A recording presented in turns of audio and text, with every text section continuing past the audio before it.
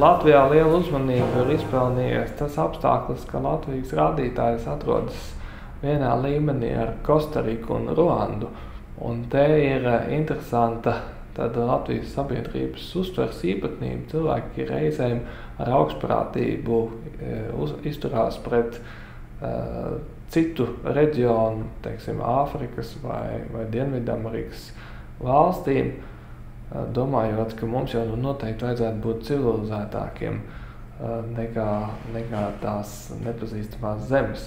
Bet, protams, objektīvā realitātē šādai attieksmei bieži vien nav pamata. Ja mēs raugāmies uz Kostariku, tā gan ekonomikas, gan demokrātijas attīstības ziņā ir visnotaļ salīdzinām valsts ar Latviju. Tas līmenis ir līdzīgs. Un jau daudzus gadus, tā kā tur vispār nevajadzētu būt pārsteigtiem, ka Latvija ir līdzīgā līmenī ar Kostariku korupcijas ziņā. Jā, kas attiecās uz Ruandu, tad, protams, Ruanda ir īpatnējā situācijā, un tur ir pamats lielām diskusijām, kāpēc Ruandas reputācija korupcijas apkarošanā ir tik laba, nestoties uz šīs valsts briesmīgo pagātni, genocīdu, kas tur notika 90. gados, un to, ka šī valsts vēl aizvien tomēr ir ļoti nabadzīga.